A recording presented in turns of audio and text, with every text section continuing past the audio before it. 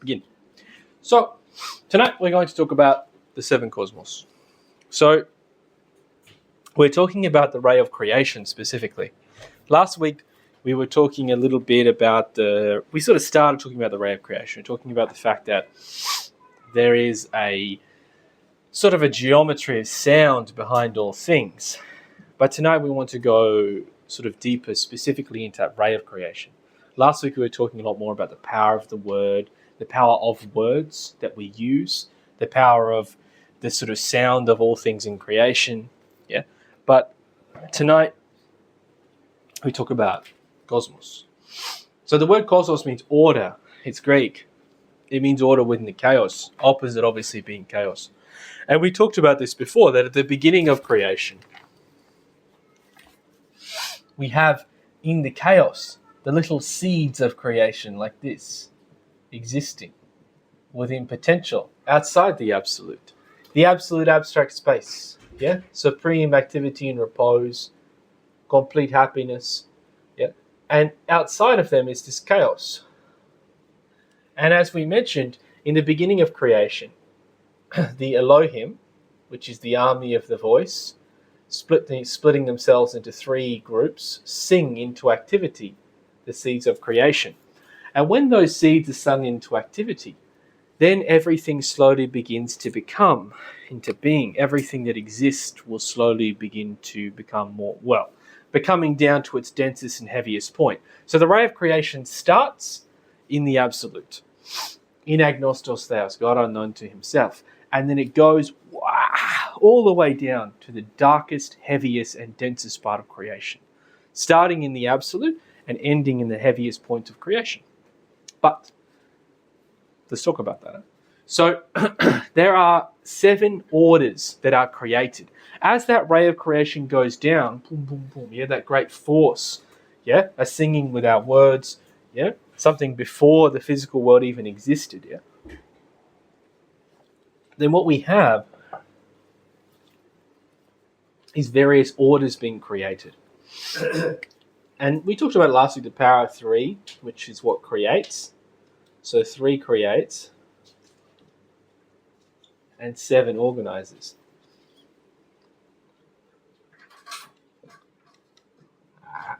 Yeah, power of 3 creates, power of 7 organizes. And so we have, as that ray of creation goes down, boom, boom, boom, boom, boom, it forms 7 orders, 7 areas of creation. Okay, let's explain. The first area of creation is what we call the protocosmos. It is the beginning, the word proto being first. It is the first space, and the first space, it is the space of the absolute suns. This is the energy and the force that exists within the sun itself. It's often referred to as cosmic Christ, this incredible, powerful force that exists behind the sun. The people worship the sun, right? In the ancient religions, people worship the sun. You see these things. Sorry, guys, just stop. You see the people worshipping the sun in ancient religions, right?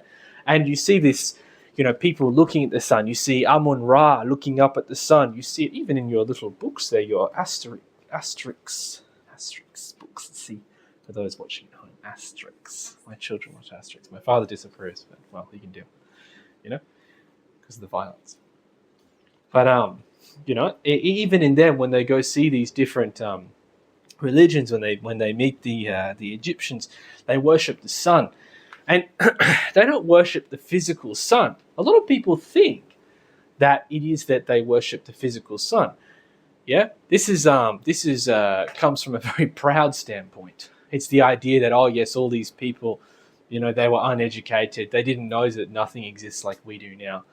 Us scientists have realized that there's no reason to live, that there's nothing in the existence, and that everything is meaningless.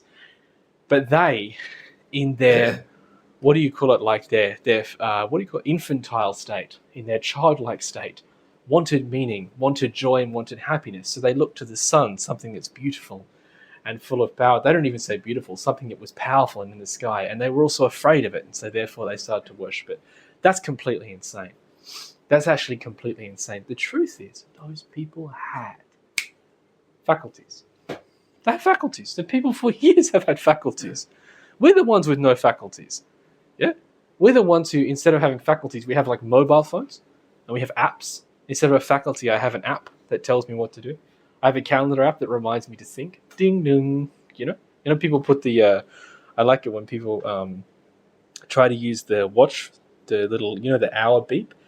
A lot of people try to use that for self-observation. So it goes, doot, doot. It's like, self-observe. That's right. Where am I? What am I doing? What's in this room? What room? Who am I with? What's going on? How many PowerPoints are in the room? But then they just forget, and it just becomes a mechanical process. It's like, do, and everyone's like, will you please turn that off? In the middle of meditation, do. And so, in that sense, no, it's complete nonsense. What the people really worshipped was the power behind the sun, the absolute sun, the cosmic Christos, the incredible power whereby all life advances, the force of the absolute itself expressing itself in creation.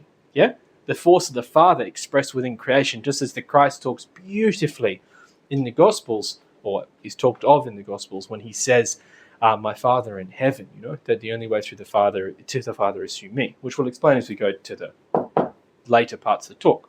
So the protocosmos is, as we said, it's the sacred prana, it's the cosmic Christos, it's the power and the force of creation, but specifically, it's the order of absolute suns, the force behind every sun in the entire created universe. That's what that area is. That is what that cosmos, that is what is being organized, or the order of, in the protocosmos. Okay. The second order of creation, as it begins to densify down, is called the Iocosmos, yeah? And this is the order of the universe. This is the order of the universe, or universes. That's right. Think about that. Yeah? It's true, universes, yeah? All of this immense created matter, all of these fantastic places, yeah? This is the order of universes. Then creation densifies down again, and we have the macrocosmos. We may have heard the term macrocosmos before, because this is the Hermetic thing. Like, if you ever heard about the tablets of Hermes, or the Hermetic lore or Hermetic things, there's a Hermetic saying that says, as above, so below. Or, I can't say it beautifully in Latin, it's like in la micro el micro, something like that. I can't. Something similar like that. In macro el micro, as above in the macrocosmos, so below in the microcosmos, which we're going to get to. So the macrocosmos is the galaxies. Every galaxy is organized within the macrocosmos. Our galaxy is a macrocosm. Yeah, it's a macrocosmos that we live within. What we often refer to as the Milky Way, or does it have another name in other languages? No?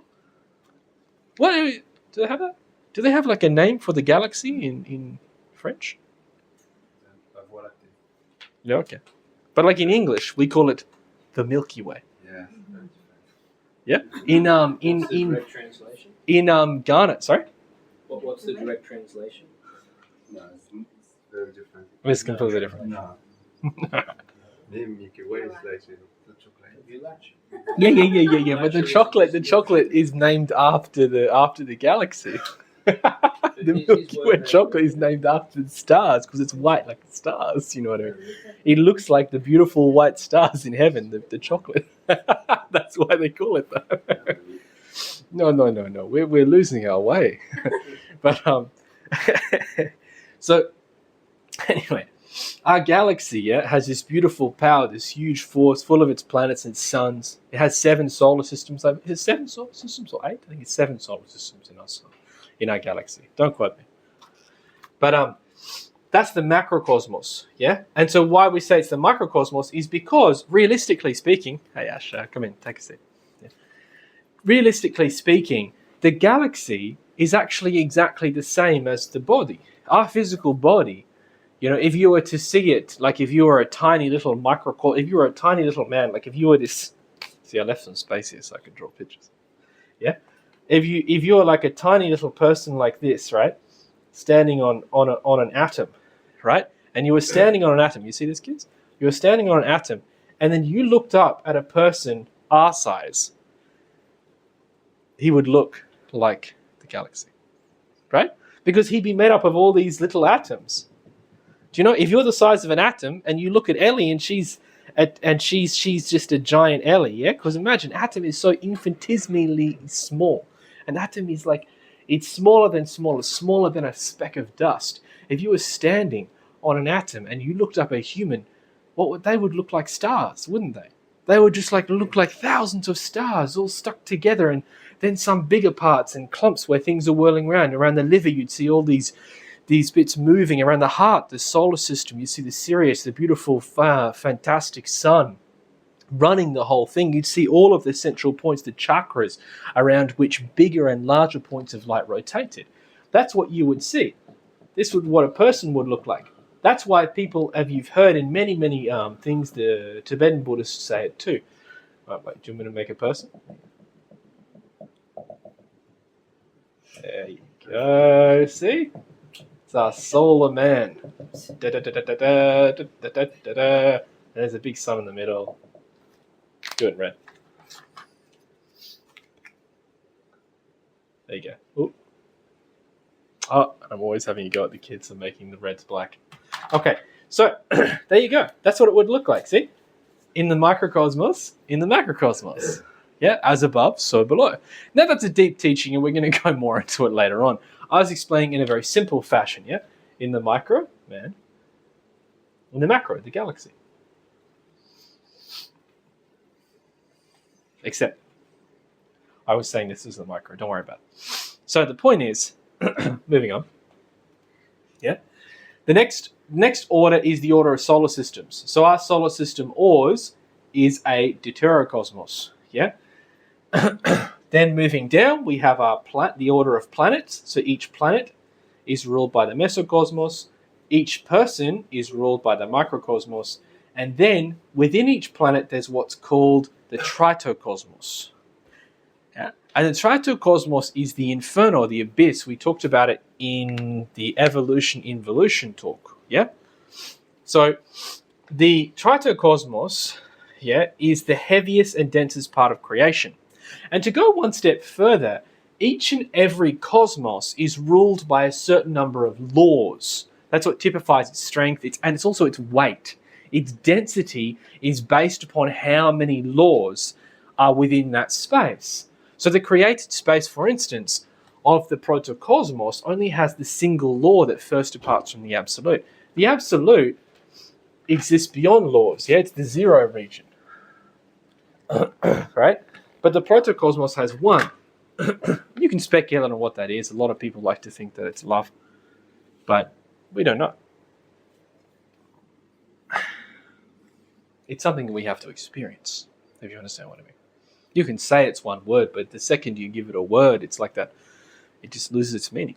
It's like that crazy bit in the Matrix. Is it the third Matrix where he's like gets stuck in a train station? He's talking to that Indian guy and he's telling him the words are useless. You haven't seen that? It's pretty good. Anyway, so moving on.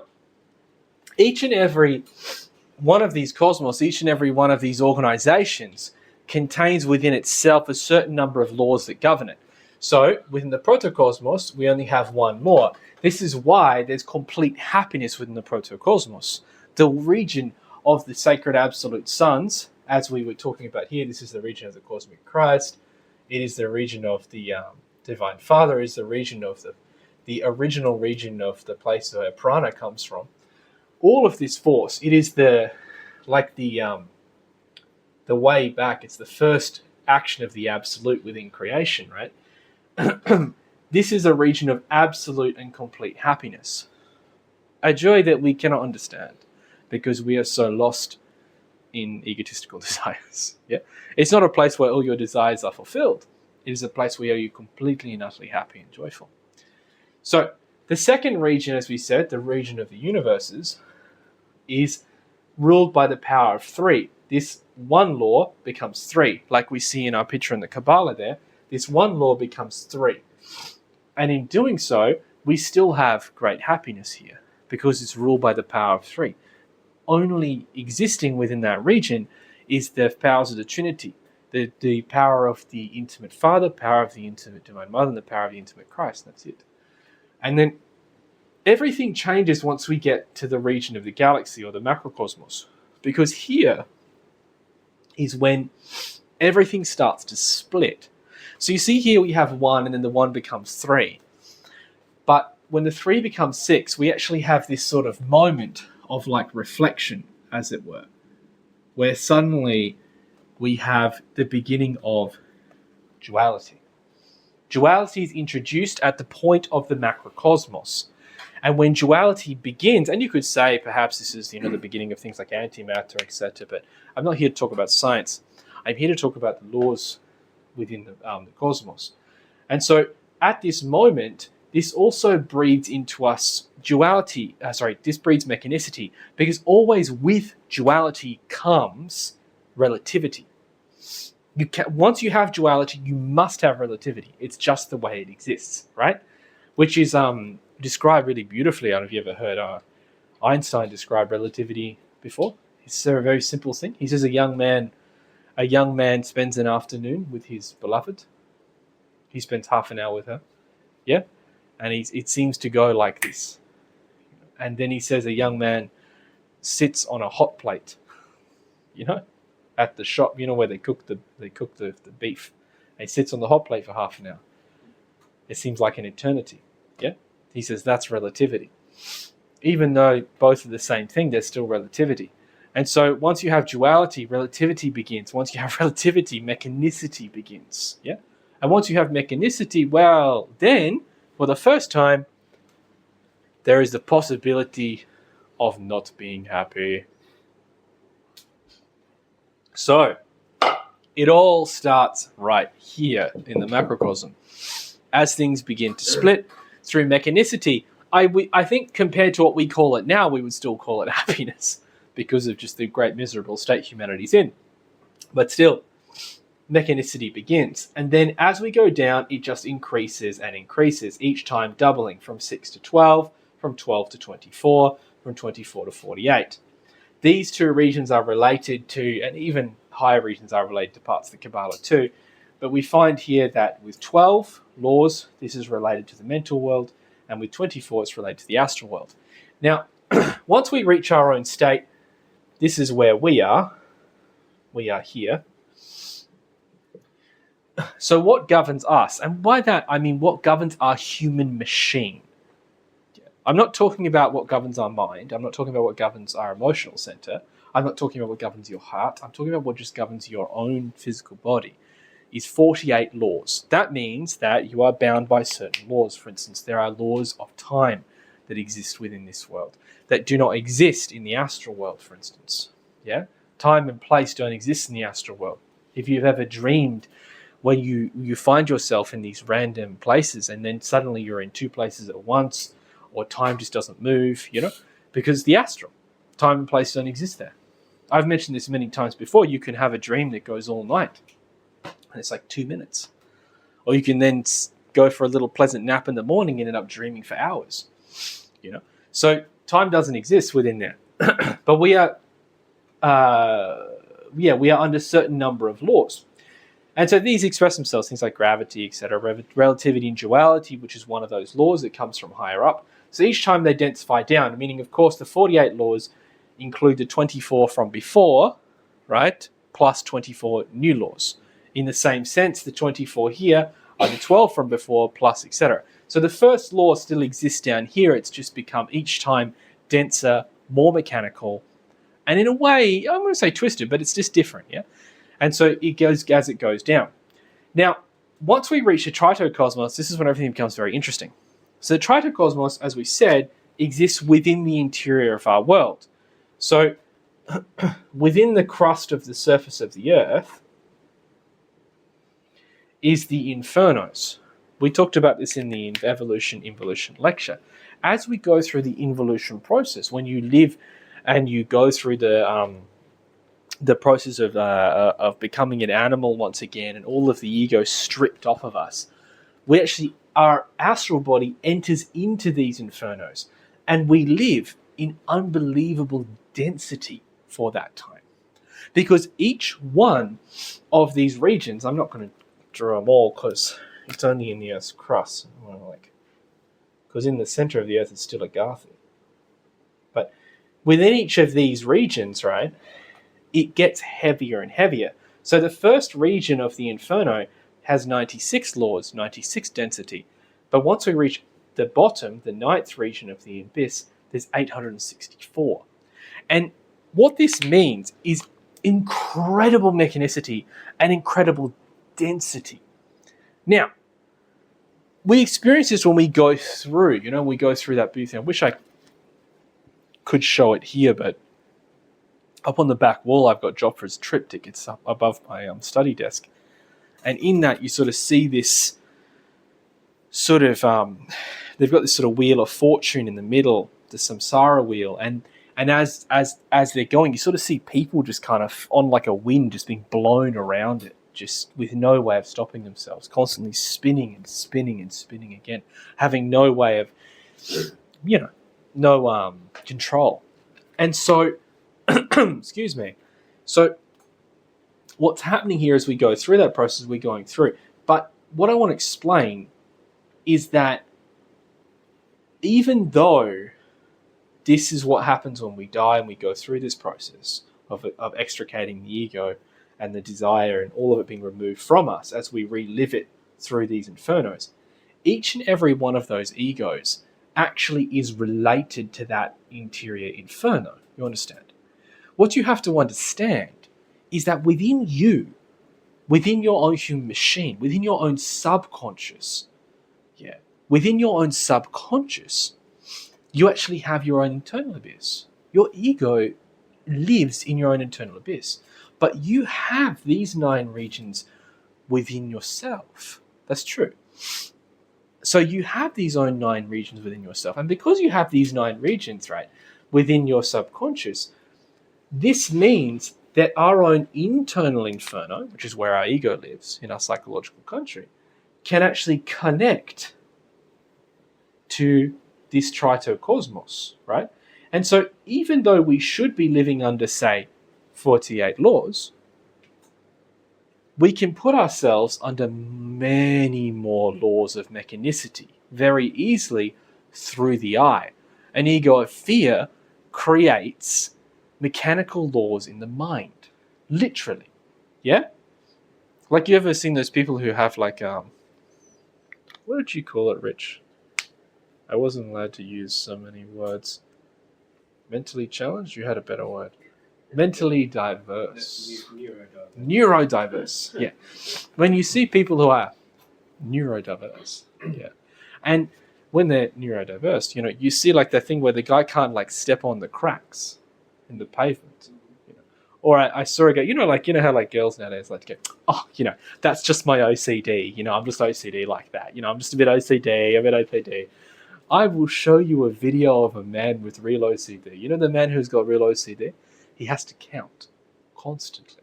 Yeah, constantly he must count.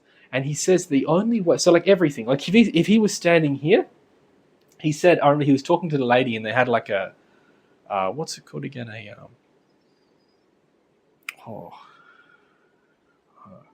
Like a wooden structure behind them. I forgot the name of the structure. It's one in front of a house, old house. They had a wooden structure behind them, and he was just counting all like the little holes. Lattice, thank you. There was a lattice behind him. He was counting all the holes in the lattice, because he has to count. And he says the only way that he can focus on a person is if he counts their eyes. So he looks at them and goes, 1, 2, 1, 2, 1, 2, 1, 2, 1, 2, 1, 2, 1, 2, 1, 2. That's all he does. Imagine, and I like what he said. They were talking. He says, "What do you think?" And she said, "What do you think of people who say that?" Because it's true. He has like a absolutely immense, like Rain Man level intellect when it comes to mathematics. He can do amazing things. Do you know what I mean? Because his mind is completely obsessed with mathematics. He says, "What do you think of people who think that you have, like a fantastic ability, etc.?" And he said, he goes, "My life is hell." And that's when he told her. He said, "The only way I can look you in the face is by counting your eyes continuously." He said, "While you're talking, I actually zoom in your freckles and I count every freckle on your face. It makes it easier for me to talk to you." So he didn't say it like that. He said it like, "The only way I can look at you is to just constantly count the freckles on your face." Because he was suffering greatly. And so this is, you see that person is living, this is what the ego does. The ego, 1, it creates density. And 2, it also creates laws in the mind. It lives under a certain laws. Every ego lives under a certain number of laws. And it's interesting when you look inside society because people create these places on our earth. Ruby and I had a night off the kids. Oh, it was 2 nights actually. I didn't notice one of them because I fell asleep. But on the other one, 12 hours, 10 till 10. That's a new record. Way better than the usual 4. But anyway, what was happening was we went for a walk in Byron Bay at night. And I just forgot. You just forget. You forget. You forget what Byron Bay is like on a Saturday night. You just forget. You forget because during the day, like on a Sunday morning, it's quite a wonderful place. There's people going surfing, getting coffees, chatting, having a good time, enjoying themselves. Everybody's happy. But at nighttime, oh my God. It's just people screaming, drunk, falling over, vomiting. It's just like 8 o'clock. 8 o'clock. 8 o'clock, I saw 3 people on the ground so drunk they couldn't stand. They were lying, talking with each other like that. And Ruby's like, can we walk on the other side of the road? I said, yeah, sure. What's wrong with this side? Ooh. And it was just the intensity. Now, you feel, it's interesting, obviously, if you live in that region of your own internal abyss, you don't notice. Yeah, of course you're fine. You go out, you don't care. But, just to give, oh man, I have a perfect example. Right?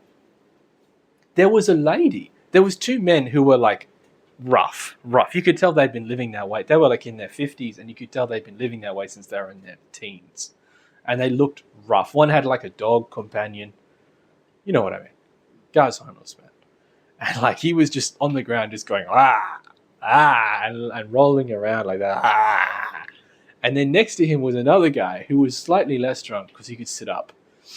And he was having a heated conversation, kind of like this. I reached a conversation about everything like that. And what he was talking to was like a 23-year-old girl. She was sitting with him and she was like, really? That's amazing. And she just looked like, honestly, like she had just gotten a little drunk that night. And I thought to myself, what's interesting is in the normal circumstances of life, in the normal everyday life, she would not talk to this man. Do you know what I mean? She would never. When would this girl, 23 years old, talk to this man and his dog? When? At best, if the dog wasn't in too rough condition, she might stop to pat the dog. That is the closest they would come to a conversation. She might say, nice dog, and he'd say, yeah, that's it. But completely intoxicated, her internal inferno, her alcoholism, region 3, is related to his. And in that moment, they live in the same house. Do you understand? They were in the same house. I thought to myself, why are they talking to each other? They look like chalk and cheese. Do you know what I mean? She wasn't rough looking at all. She wasn't an addict. She was just drunk. And I thought, oh, of course. So they're brought together by the same vice in those moments. So it can be like this on our Earth, even though, again, our planet, which lives under the sort of the mesocosmos laws, it's not bound by the same laws of gravity that we are bound by. It rotates around the sun a completely different way that we remain attached to it. It's completely different. Yeah, it moves under certain laws of the ray of love that allow it to move around the sun. That's why the planet moves around the sun, not just because it's good, but because the planet loves the sun. Yeah, this is the truth. Yeah, Samael talks about it. Says the planets move because of love. They love the sun. So they move around the sun. Yeah, Beethoven understood that. That's why he wrote his symphonies about the planets. Same thing. Mozart was able to hear those movements in nature and was able to write them onto paper, so we could feel them for ourselves. So, but in our planet, we create certain areas where people live like this. Yeah, as I said, the Byron Bay on the night, it becomes, the whole place becomes like the 3rd region of the abyss. People are there, the 3rd region is the abyss, is drinking and orgies and big parties, etc. And you see that in the people, and the density's there. I've worked in nightclubs of fixing them, repairing nightclubs. I'm not like a dancer, you know what I mean? I've got moves, if you know what I mean. But I'm just not that kind of guy. But at the same time, you know what I mean? Like, we yeah, I've worked on the night lamps, and they're so heavy, they're so dense, even during the day. You feel it. I remember the first time Dad and I worked at Retros, which Ruby's father affectionately calls Vomit Dungeon. I remember when we were there, because it's downstairs, and it smells like vomit, and there's no air. And I remember afterwards, we didn't have any roux. Roux is very good for, like, if you boil the plant roux and then after taking a shower, you rub it off on your body. It helps to cleanse yourself of, like, larvae that attaches itself to your astral and vital body. We decided to just jump in the ocean because we didn't have any roux, so we just jumped in the ocean afterwards. You know, like we went to the surface paradise and we went to the ocean. We just jumped into the ocean, you know, in our clothes because we just couldn't do it. You know, we looked like an Indian tourist there with our clothes on. You know? And so, yeah, we went through it. But so that place, you felt the heaviness, the density, the sexual promiscuity, everything. It creates this darkness and this heaviness onto that place, and then your own internal abyss either wants to connect to it or is sort of tickled by it. You know, that whole thing, if you look into the darkness looks back at you. Yeah, when we go there, we feel that. I remember that in Adelaide, when you'd walk through, there's a street in Adelaide, Hindley Street, where they have all the, I'll use the old term, a gentleman's club. There we go, kids. And, you know, and when you walk through that place, and it just walking down the street, you feel dirty. It's a pity I had the best kebab in town, because sometimes you just have to walk it. But, you know, like, you feel that density, you feel the heaviness in it, you feel it, you know. It's actually the exact same reason we went out on Saturday night, because I wanted to get a kebab. And sometimes you have to walk it, you know. And it was like, you know, but you feel that. And it's the same thing. There are many places like that. So it's very interesting for us to understand that even though we are, in and of ourselves, our physical body is only constrained by the 48 laws, psychologically, the essence which is Piscis Sophia, that beautiful story, Piscis Sophia, it's our true essence, it's the nature of our true essence, actually has the capacity to, I need another color, has the capacity to go all the way back or all the way down. And that's how it is. Yeah, I don't know if you know the story of Piscis Sophia. It's a beautiful story. Piscis Sophia is sitting here at the gate of the 13th Aeon. And also so she's basically sitting like right there. She's just above the protocosmos. She's sitting just waiting to go back into here. But she's actually not perfect enough to enter into the absolute. And then the ego creates this sort of false light at the bottom of creation. You know, like false light? Do you know what false light is? Stainless steel appliances. The Apple iPhone. A Tesla. Porsche. Mercedes. They have this beautiful light about them. But it's false. It's not a real light. Yeah? And so what happens is you go, yeah? And so she goes down to look at this false light. You know, she goes to the dealership at the Tesla, whatever. She goes down to the false light, and then she's consumed by the ego and destroyed. And this is our own position.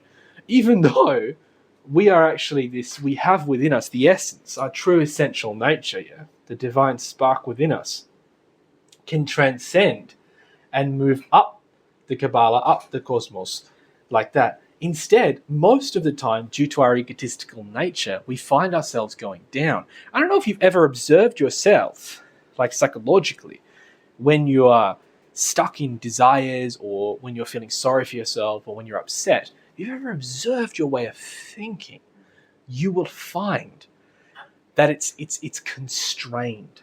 You know, it's like all these rules, you know. Oh no, I can't do that. I can't you know, like when you're worried about money and you go, oh, I can't, you know, the person said, you talk to somebody, say, oh, you know, I've got so worried about money and so worried. And they say, oh, we'll get another job. I haven't got enough time. I can't work. I can't do it, you know, and I've got this thing, like, you know, like when I move my arm like this, it goes, so I can't do that. I can't work. And so why don't you like do online work? No, I can't look at a computer because my eyes, they just go fuzzy and I can't look at a computer. I can't do it, mate. There's so many things I can't do. And you go, okay, all right, well, like, why don't you go in the government or something? I just don't do the government. Don't do the government.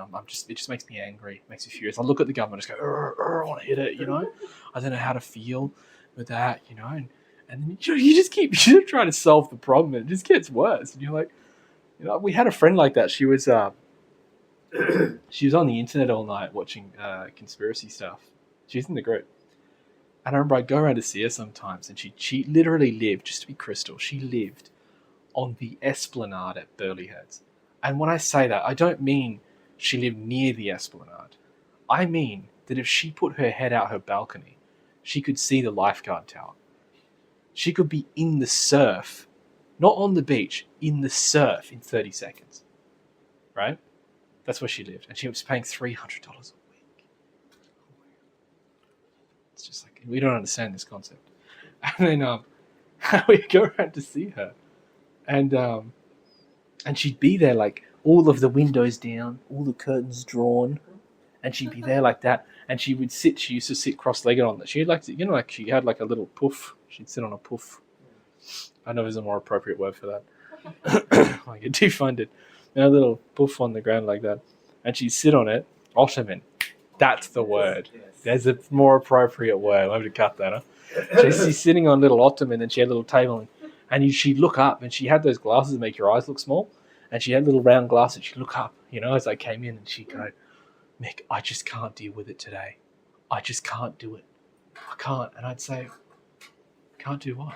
I just can't. Everything. I can't at all. I just can't. It's a pretty broad statement when you say you just can't, and there's nothing you've said after. It's just generally nothing. I can't anything today. And I say, okay. So I'd say, name removed. Let's just go to the beach. And she'd go, there's chemtrails everywhere. I can't go outside. I can't do it. Have you seen what they've been spraying on us? Have you seen it? Have you seen what's going on? I'm like, yeah, but it's a beautiful day. She goes, it was a beautiful day until those bastards sprayed all that all over it. And I'm like, yeah, but if you get in the ocean, it's going to be okay. Like, just get out. No. And she just carried, we sort of sit there until I'd sort of kind of just take her homeschooled child and just go and take them and throw them in the water. And she'd sort of come and watch. But you see, you constrain yourself. It's like you're living, and it's dense. You go into the house, it's dense. You feel the density of the person's thoughts, just the extremities of the constant egotistical ways of thinking. And it's like being in a maze, When you let yourself go deep down into an ego, it's like being in a labyrinth, Labyrinth's worse than a maze. A maze is just like, at least there's a way out. A labyrinth is supposed to be hard it's supposed to get you trapped. And that's how it is. You find yourself trapped in this theory, in constant thought. Sorry? Maze, you get lost. Yes. And But labyrinth, you find a way. It's usually the other way around. Yeah. The labyrinth is designed specifically at the heart of the labyrinth. The first story of the labyrinth is has got, what's his name in it? Sorry? Not David Bowie. No, the Beast. It's got what's his name? The first use of, not Medusa.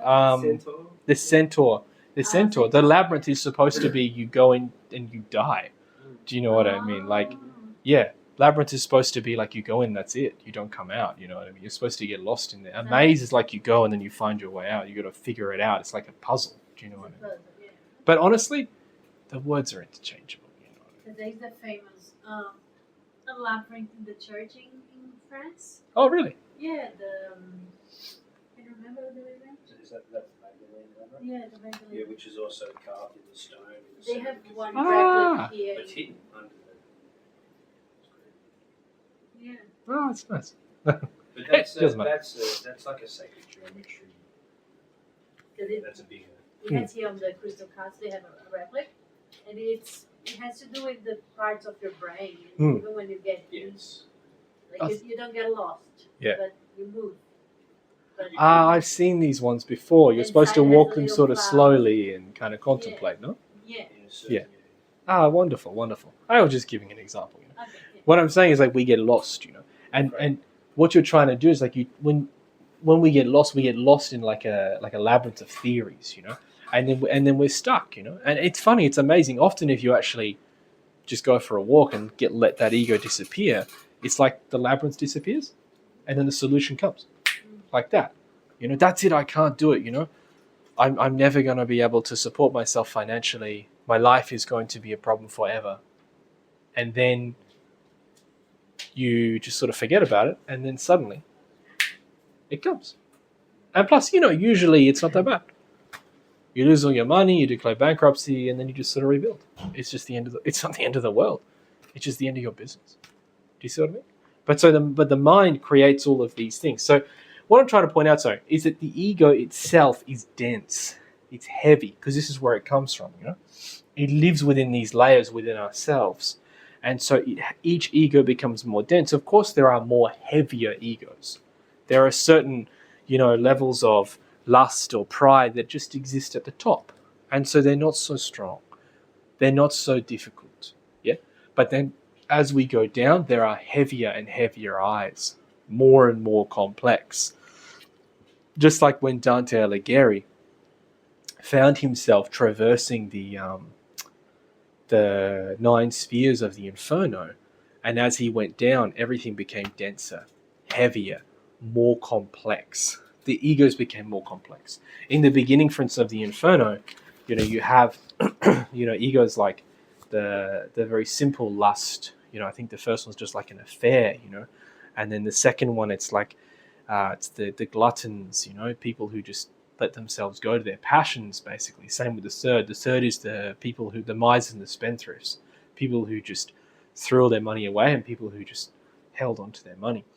But again, we're just obsessed with the sensation of either having money or just constantly spending it. Both of them lost to their passions. And on the other side, you have the angry people in the fifth region, the wrathful river Styx, where people are just fighting in this water. And then underneath the water, you have the sullen, the people who are right at the bottom, who are just lying on the bottom, little bubbles coming up to the surface, who are just saying, "Oh, poor me." He calls them the sullen and the sun. He said they lived in God's great creation and yet they were unhappy for no reason. That's what he says. He says they were just unhappy. And he calls that violence. How interesting is that? Because our society totally lets it go. The kid says, "Oh, poor me, I don't feel good." We go, "Oh, that's okay. You don't feel good. Okay, let's do everything to help you."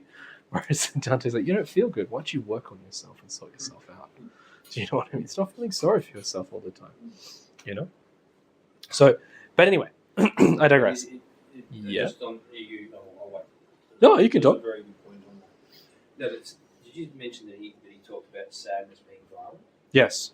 Yeah, because that's an interesting inversion, because it's almost like silence and sadness are like how you were doing the inversion, but you got anger, your division symbol there. Those positions interplay between each other, so that the depth of the sadness could be the peak of the anger, but the energetical field that they're operating in is a mirror of each other. Because often, if you're around somebody who's deeply sad all the time, whilst their behaviour is not overtly violent, it actually has almost There's a higher violence level to of it. catastrophic effect on everyone around them. So the silent, brooding father, who's not being violent, but is just depressed and sullen, can permeate a space with 10 times the force of the odd occasional scream your head off, calm down later type thing. It's an interesting one. Just going back to the concepts of the two of the polarities. And when you try, what's interesting is when you try to often when you try to sort of bring that up, they will get violent. If you try to say, "Look, you're actually just sitting there." Yeah, you're sitting there acting like everything's horrible, but you don't do anything for anybody. You don't go out of your way to help anyone. You don't do anything. You just sit in that corner and just feel upset all the time. They're like, "How dare you? I do this, I do that." And you're like, "Mate, whoa. But that's why they're upset, because they're just feeling angry all the time. It's like a repressed anger. You see it very commonly, like when someone has like a child growing up with a really strong father or mother, and then they feel like they can never talk. But rather than transform the impression and actually learn, some natural humility or something, they just get angry. Do you know what I mean? Like I see it very common, very often. I see it in people. Myself, the more angry I am about something that I'm not able to express, it reaches a tipping point that it inverts and becomes a sense of depression, which feels sad for a while, and I feel quiet. Mm. It doesn't take very long until that flips again, and I'm like, hang on, no, what am I? I'm actually really angry about this, and until such time as I find my way out of the labyrinth in that particular situation. And when you're in there, again, you feel dense. There's a heaviness, and two, there's all these it's like you're suddenly under these special set of rules. Do you know what I mean? It's like those, that I shouldn't mention it, but it's like that horrible. Do you know the Saw? Remember the Saw movies? Yeah, that's the face, right? I never saw one. Neither. I only saw the rip-off where Dr. Phil's tied to the thing with the guy. But didn't you guys consider that? No. It's from the very, because Saw's like 2000 and it's really old. It's 2008 or something. It's really old. It's really old. But like someone did like a rip-off on MTV, and like one of the guys like is tied there as Dr. Phil, and he's just talking to him. It's quite funny. But Dr. Phil actually did it, and he did the thing because he thought it was funny. Kind of like how he did the ice thing. Remember how Dr. Phil went on the ice raids? Go look online. It's so much fun. Not that I condone it, but it's really funny. It's like, so the ice raids where they're going around reporting everyone. Dr. Phil's going on the ice raids, and he's got like he's got the, what do you call it, the bulletproof vest on, and he's there, and the guy's like standing there, the Venezuelan gang member like that, and he goes, yo, what? And he goes, hey, he starts talking to him, and he goes, whoa, hey, you're the Phil guy, right? Yeah, I'm the Phil guy. And he won't talk to him, and he's like, but you're the Phil guy. And he starts talking to him. It's like, why do you think I can't do the Texan accent, It's Kentucky, isn't it? No, it's Kentucky, isn't it? Is it Texas? I can't remember. But he's like, why do you think your behavior is okay now? He starts talking to... Anyway, it's quite funny. Absolutely off topic. Terribly sorry. But, yeah. So, okay, to bring it in towards the end of this talk. So, what I'm saying is we have this because of our internal constitution, right? Because we have this ability to actually go up and to go down. Because the essence doesn't have to live within just the microcosmos. The essence can actually liberate itself from the microcosmos and become a member of the meso, the duoto, the micro, the ayo, and actually begin to liberate themselves through the power of the being. Because we have this capacity, we shouldn't identify ourselves this way. I said this many times, it's quite horrible that science constantly identifies a human being as an animal when we're not. It just justifies animalistic behavior. Just because people are becoming animalistic doesn't mean that we're an animal. I'm not an animal. Do you know what I mean? We're not animalistic. We're not animals, yeah? It's quite the opposite. We reason, we look after each other, we help. Animals don't really do that.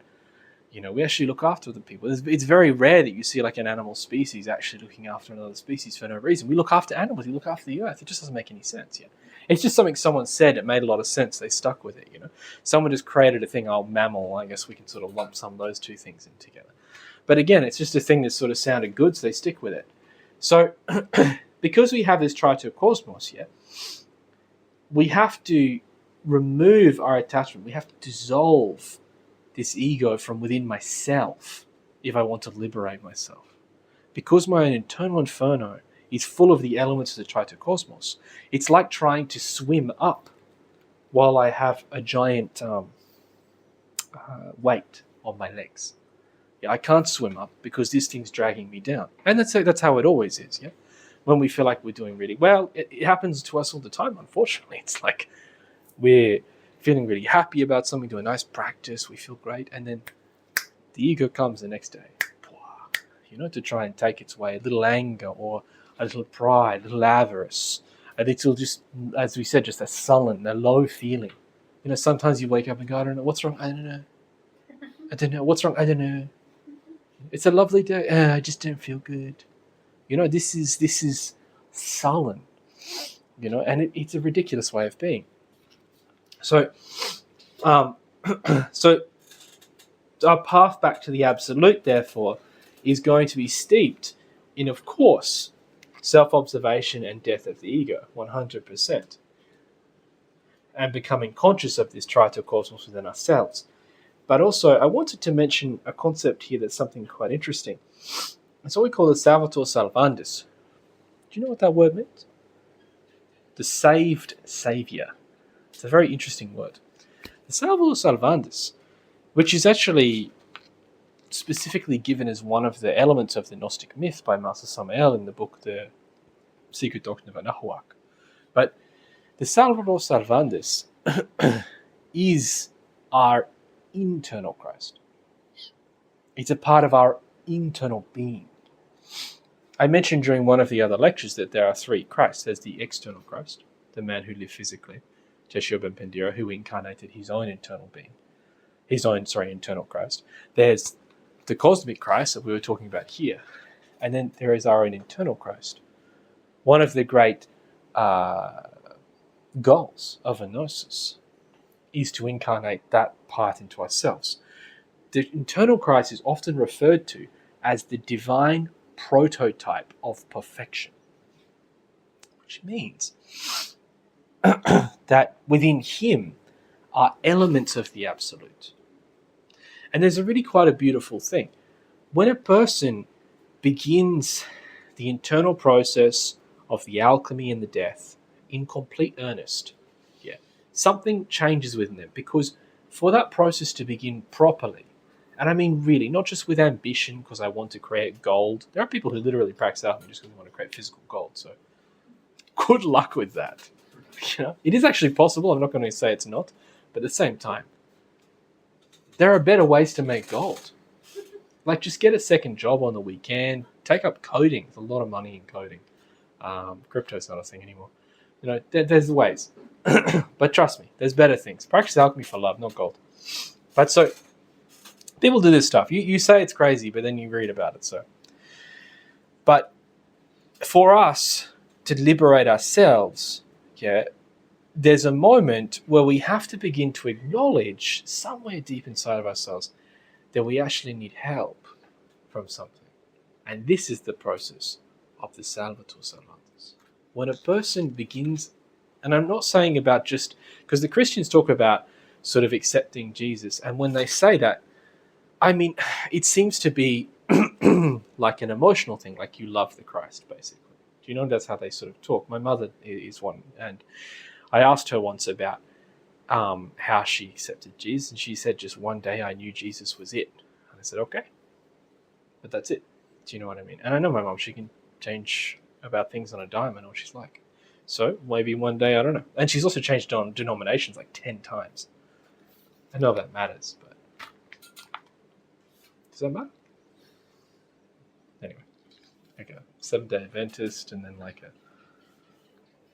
born again. Anyway, there's a lot of questions.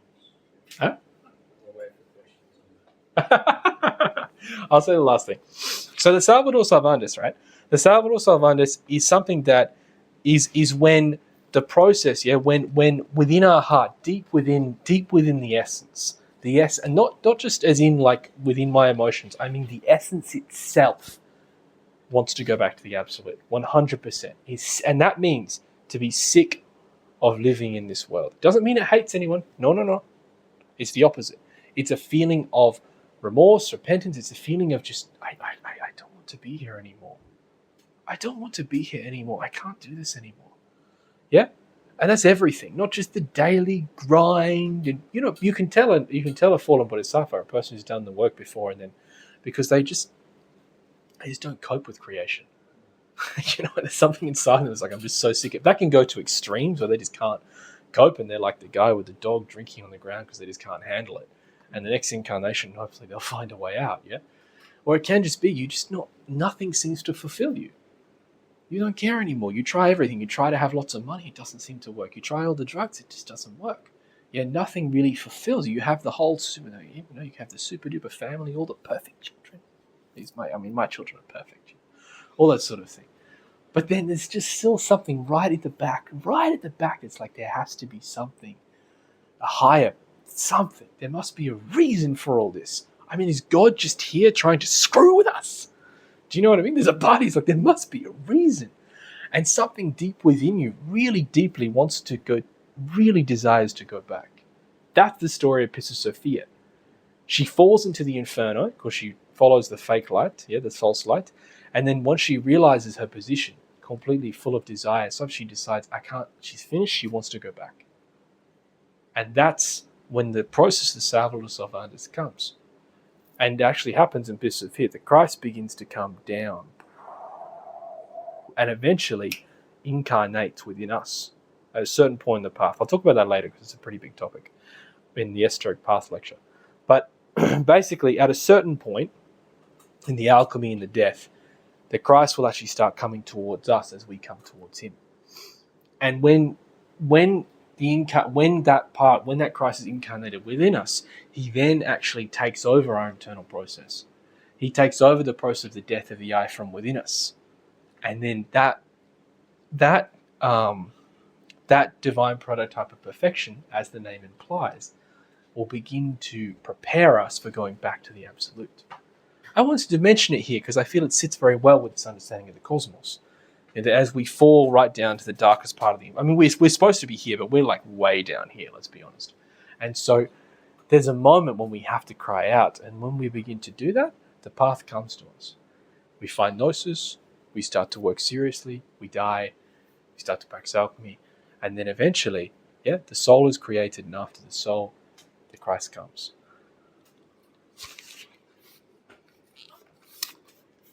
Questions? Just 2 points. Questions on sort of clarification. Yep. It's really interesting because I've studied a little bit of psychology. I actually stayed in a shared house full of psychologists and people studying, psychiatric things as well. And it was always interesting because they were always, from what I learned, they were definitely on a path of self-discovery. They had troubles and they wanted to learn about themselves and grow. But it's interesting because when I think back now, when you talked about the labyrinths and you talked about the levels of complexity and the increasing number of rules, if you go and translate that into modern sort of psychology, if you look at the disorders, they're like that. Yes. So each disorder is a layering of complexity in terms of the neurological function, but instead of so the anxiety will have a set way a set of rules that the brain is needing to operate in. I understand what you mean. Yeah. And then you'll have OCD, and then you'll have depression, and it's kind of like these stacking layers of density and complexity of the way that the psychology is operating. Yeah. And instead of looking at that from the perspective of potential liberation, we look at medication and stabilization of that neurological layer. Yeah. And in cognitive psychology, it's identification and kind of maintaining the ability to operate at that level. It's like, okay, unfortunately for you, that's how your brain works. This is the rules by which you are now trapped in. Let's see if we can stabilize that at least. It's just interesting you were teaching me tonight, relating it to how we just how it translates into mental structures. I understand, the density of thoughts when it's viewed from this perspective, because it's an interesting. It's exactly how it is. Yeah. Yeah, and then in the neurological function. That's the tricky thing with those ones. Some of those are karmic. Do you know what I mean? Like this, there are people who are just. I mean, nowadays there are a lot of people misdiagnosed. We know that, but there are people who are just karmically stuck. Do you know what I mean? Like they have proper stuff that the layers there. The best you could do is try to help them to actually understand their own minds. But medicating is a terrible idea. No, just in this teaching is available by simply looking at that from that perspective. They need, what they need to ask for? Like with the Salvadorans, they need to actually learn to pray. People like that. Yeah. Do you know what I mean? Yeah, the answers or solutions, I guess, are varied, but it's just the teaching relating to it. And then if I observe myself, I know for a fact that when I stack more complexity on in terms of how I'm trying to deal with a problem, that will flatline me, that will keep me stuck in a band of thought, in a psychological position. Yeah. And it only ever goes down. So the more I add to my ability to solve that mentally, the lower I will go, generally speaking, until I flip myself up. For me, going to a waterfall, prayer, meditating, those sorts of experiences can do that. But it's just interesting, literally like a set of stairs down. terms of the way the brains function. Mm. So it's interesting. And then what you were talking about with what is it, Salvador Salvanis, From what I the understood, Savior. okay. The concept here, is there a dividing line? Is there a point at which it's below and above? What's the significance of the baptism of submerging under the water and coming back up that Christ did? How does that relate to this? Baptism refers specifically to the alchemy. I don't mean specifically to the sexual alchemy. That's just specifically that example you're using.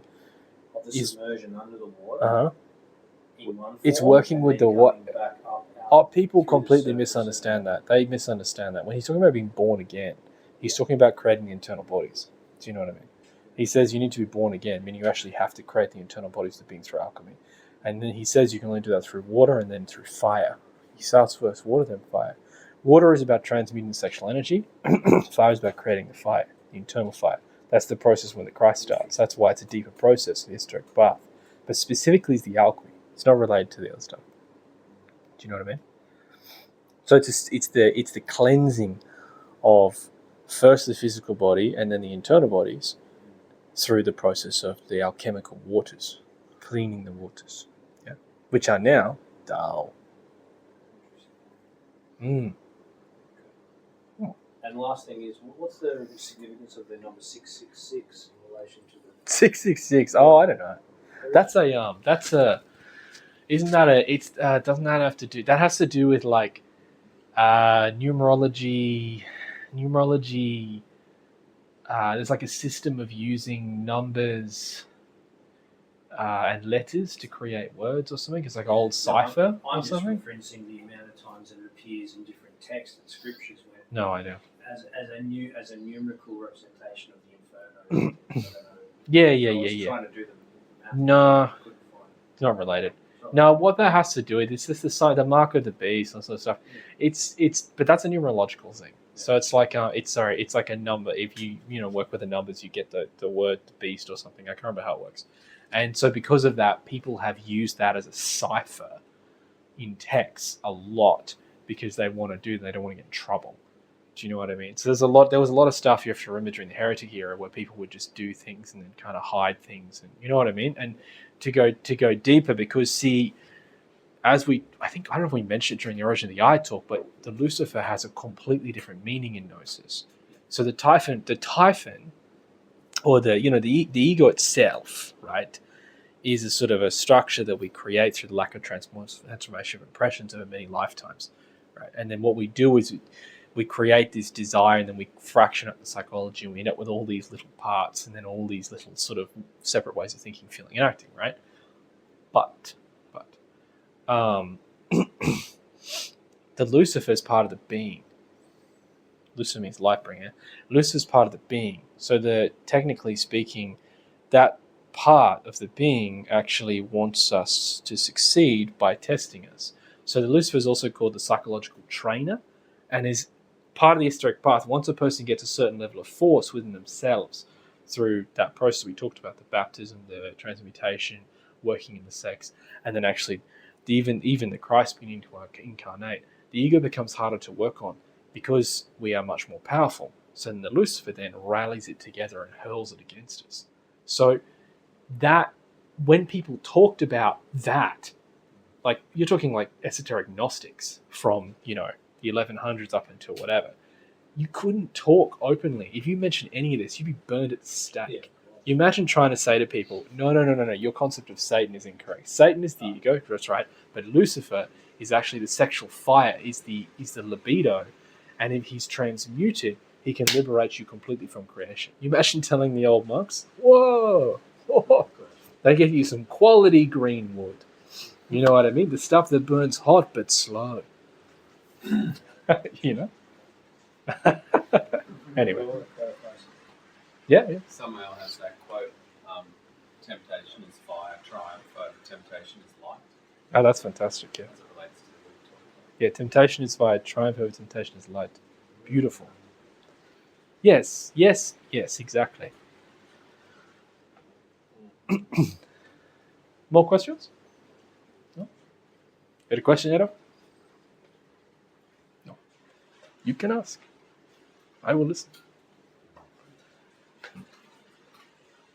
I've got a question, but I know it's probably covered in that time at the beginning of the lecture where I wasn't here. Sure.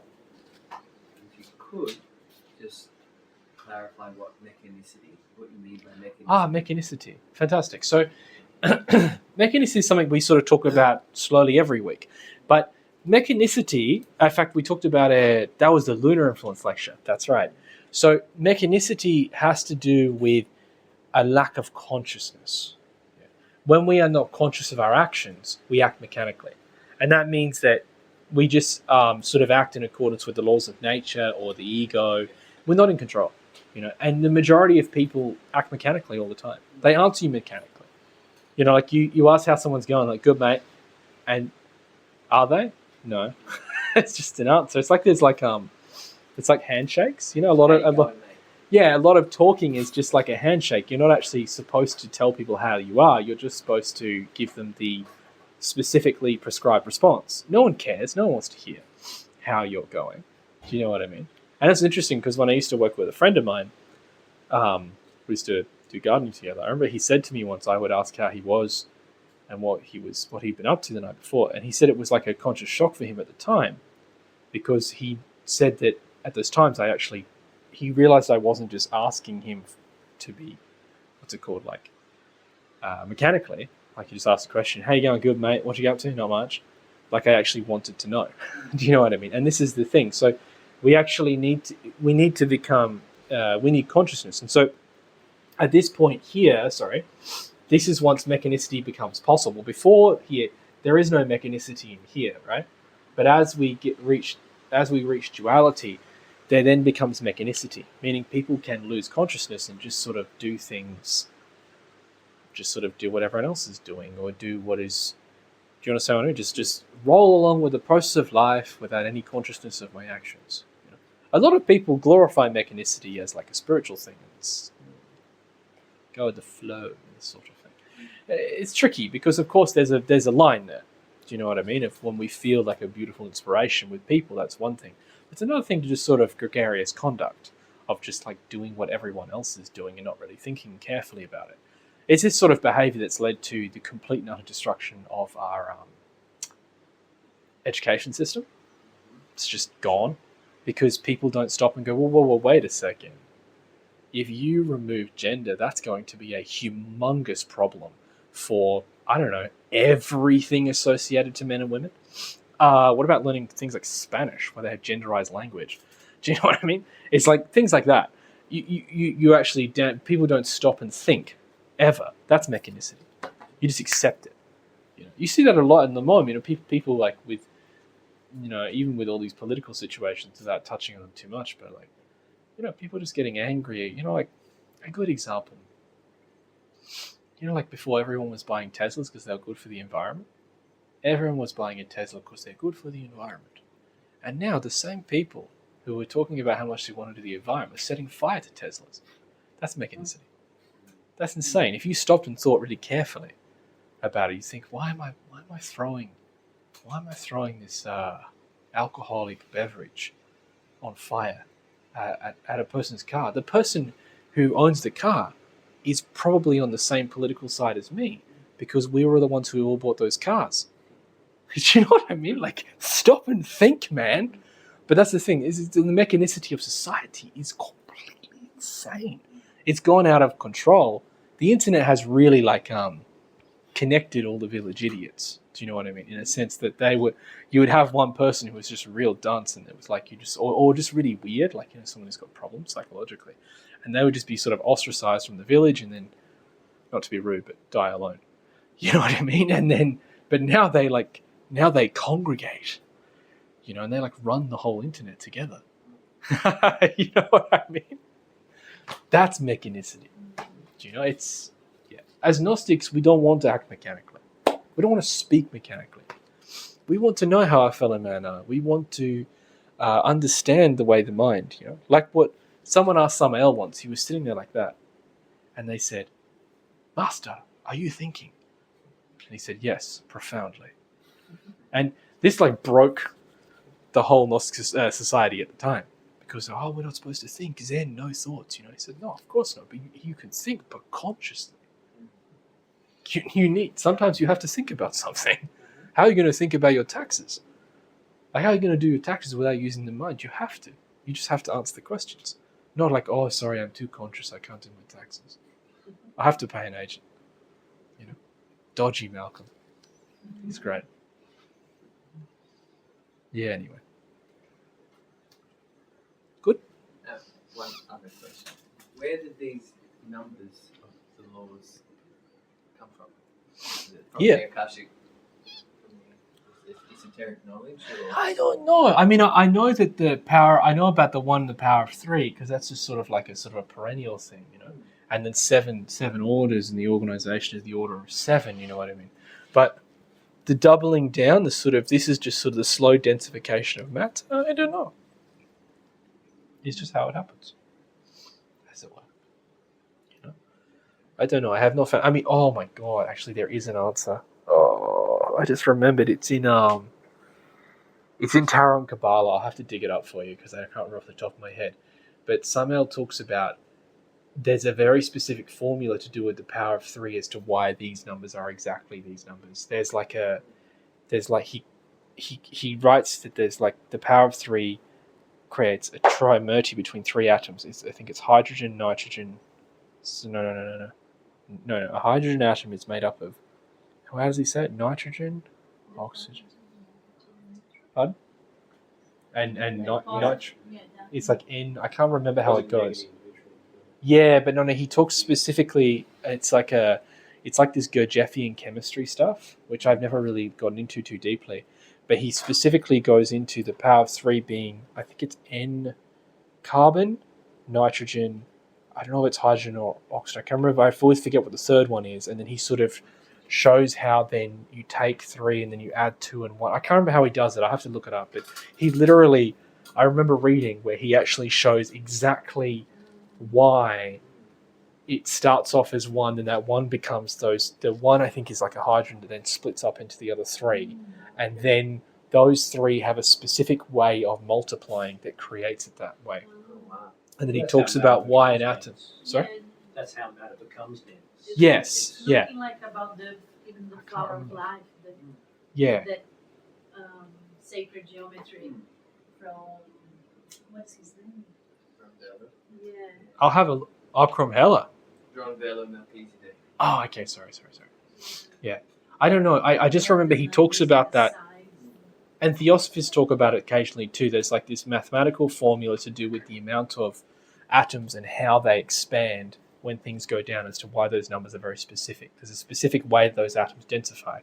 And he even talks about the fact that when we go back to the absolute, we only return as a very certain number of atoms that then re-enter the absolute itself. So he said basically the process of internally working gets to a point where everything is reduced to a certain number of atoms. And then when we actually, the physical body, when we die, all of the internal bodies reduce down to a certain number of atoms, like 7 or something, and then those are actually reabsorbed into the absolute at the end of the cosmic day. So that we then sit on the outside and wait for the cosmic day to go back in, and then all of those monads, which is the name that you give for the being in all of the processes one, then go back into the absolute. I'll look for you. If I can remember, I'm going to track it down. I remember reading it once and being, oh, that's interesting, and then not remembering the incredibly complex mathematical equations on the page. Sorry. Well, sounds fascinating. I definitely love to. I'll look for it. Thank you. It's in here somewhere. I just can't remember exactly where. I remember reading it because this is one of the books I really enjoyed studying when I was younger. Yeah. It just sort of makes sense as well. Like, it's just logical. What I was saying before, like the denser, the more complex you are in your internal processes and in your egos, the dense. It's without knowing all those complexities and all that sort of stuff, it just feels like purity feels singular and powerful and unifying. It's like Jesus said, someone said, "Oh, what's the mystery of the universe?" Ask a child. It's so simple you'll never understand. Mm. But it's kind of like that's the point. It's the overcomplication. It's the Mm. complete opposite of liberation. Mm. Because That's it is the creation of the bars. Yes. As opposed to just not. Yeah, I know. Whatever not is. And, I know what you mean. and Mick, like these rays are the colors that are there on that design? Is that No, that's different. Okay. That has to do with the dimensions. Okay. Different lecture. That's got to do with the seven. So, like for example, with these rays, that would be what when you are meditating. No, they start here. So it goes like that. Sorry, I'm off screen. Alright. So it goes like this. Technically, the protocosmos. Oh, wait a minute. This one doesn't have it written on here. It's lacking the parts, but that's man. Yeah, Mm-hmm. planet. Mm-hmm. This one is the Terra solar system, galaxies. The universe is actually both of these, and then this one here is the proto. Yeah, it's complicated. It doesn't sit perfectly. Okay. When you study the Kabbalah, it works in every system, but every system is a little bit different. Yeah. It's like when you try to understand the five senses of the human machine, very simple lecture, and it sits in there, but it's a little bit messy. Yeah, because I was even like as you were saying about especially the protocosmos, it reminded like because I have a few close friends that they've tried the it's a molecule comes from a frog, the buphus, and that's what they when they come back from this very short experience, they just think that they were there on the absolute. Wow. And they don't even have the words, but that's what it tends to experience. You know? They would. It wouldn't have been the absolute, but even an experience of like something like this would do that. Yeah. Because the absolute is like you can't enter the absolute while in creation. Sun, I would say the protocosmos. Yes. They get to there. Perhaps. Yeah, perhaps. They could have experienced something like this, of course. Something really intense that just completely changed. The feeling, experiencing either of these orders would create a complete feeling of absolute happiness inside of yourself. Do you know what I mean? Words to explain. That's right. That's exactly right. No words to explain complete happiness. Either of those regions. Absolute, like beyond happiness. But it's then- neither happiness nor pain or upset, Yeah. whatever the opposite. Happiness is complicated. It's hard to sort of explain happiness and duality. Do you know what I mean? But then these experiences that are like short and led by Mm. the molecules, Yep. like, are they doing anything to your mind, or they just have this expansive like experience, Mm. and then because I've heard even like from someone like that they took a while to integrate. They didn't know anymore who they were, like on the. I don't recommend them at all because I'm yet to have seen any Gnostic person do any of that, like get anywhere on that sort of thing. Do you know what I mean? Like, what's the famous one about the guy? My father met a guy who took LSD, and he said, what did he say? He said, oh, it was like I experienced my mind as the whole universe. My mind became the universe. It was at every point. It went right out to the whole universe. But I could just never really like get it back together. And it's true, that guy was totally useless. Those sorts of things can be quite dangerous because, as you said, the person experiences something really profound, but then they don't. Then at the same time, it totally destroys all the five senses of the human machine. Do you know what I mean? It does immense damage to the human machine. It doesn't have to be physical damage. It can be that the emotional center just gets totally wrecked. They don't know how to communicate emotion with people anymore. People like that, they become almost autistic. Other way, the person just loses the intellect almost entirely. It's dangerous stuff. Do you know what I mean? Because I don't know. A lot of these things, a lot of this stuff was used in very ancient cultures, and we have no idea. People try to, call themselves a shaman nowadays, but mostly they have no idea. Deeply. Do you know what I mean? Samael talks about this sort of stuff. He talks about ayahuasca and things like that. Yeah. But at the same time, it's like, he mentions that there was a vine or something. He mentions it by name.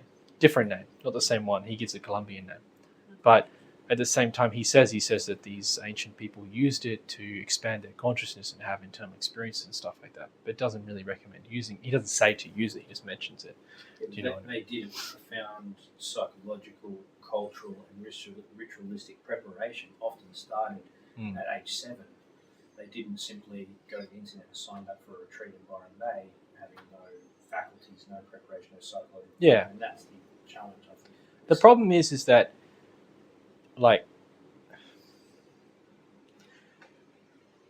while the experiences are really good, it's not just about the experiences. Do you know what I mean?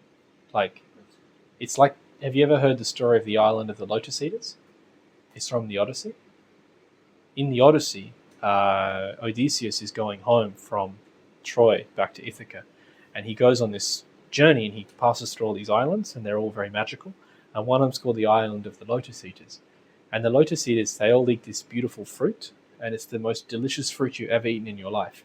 But all they do is just eat the fruit, and they lie around just eat the fruit. They do nothing but eat the fruit. That's all they do. And he loses half of his men when he goes there because they're starving. But he realizes something's wrong because the people are all like, "Hey man, come sit down, have some of this. It's the best fruit you've ever had." But then he sees that they're all just lying down and doing nothing, and he's smart and he realizes something's wrong, And I think he gets told by Athena not to touch the fruit, so he doesn't do it, and he loses half of his men. They all just sit there and they die just eating the fruit because they just lie there eating the fruit. That's all they do. They just stay there for the rest of their lives eating the fruit, and these experiences are very important and useful as long as they take us to a change. Do you know what I mean? And people become addicted to these things. You know what I mean? Like they want to always have the experiences. They want to have the next experience, the next big experience. And it's really difficult because I know many people who've taken ayahuasca who've come to Gnosis, many. And like the same thing, they have the experiences and then they often find something that then actually pushes them to work and move forwards. You know what I mean? Or something like that. And then if they take up that path then requires a lot of effort. The alchemy, the death. Do you know what I mean? And the practices, and you will have experiences in the meditations, but they'll guide you. They'll become your guiding light. Do you know what I mean?